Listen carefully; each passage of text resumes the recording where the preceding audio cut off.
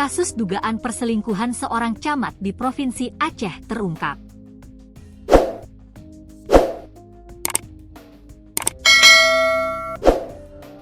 Camat Padang Tiji, Kabupaten Pidi, berinisial R, 44, jadi sorotan warga setempat. Pasalnya dia tertangkap basah berzina dengan seorang perempuan bukan istrinya melainkan istri orang lain. Quraisy, 44, melaporkan kejadian itu ke polisi 15 Juli 2025 lalu. Dia adalah suami dari perempuan yang diduga berzina dengan Pak Camat. Quraisy warga Gampong Garot, Kecamatan Indrajaya, menuduh istrinya terlibat dalam skandal cinta terlarang dengan R. Bahkan disebut keduanya sempat tertangkap berdua di dalam mobil dinas milik pemerintah. Kasus ini kini tengah ditangani oleh tim penyidik Polres Pidi. Kasat Reskrim Polres Pidi AKP Dedi Miswar SOSMH membenarkan bahwa kasus ini sedang dalam penyelidikan.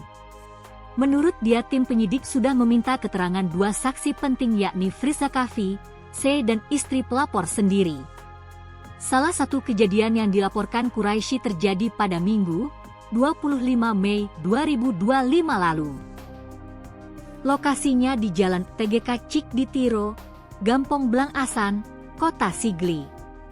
Kala itu, R dan istri pelapor diduga kuat berada di dalam mobil dinas Toyota Avanza.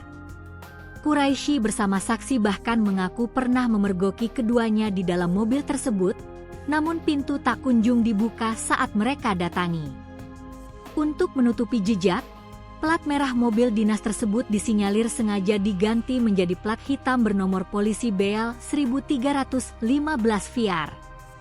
Merasa harga dirinya diinjak-injak dan rumah tangganya dikhianati, Quraisy akhirnya resmi melaporkan insiden ini ke pihak kepolisian.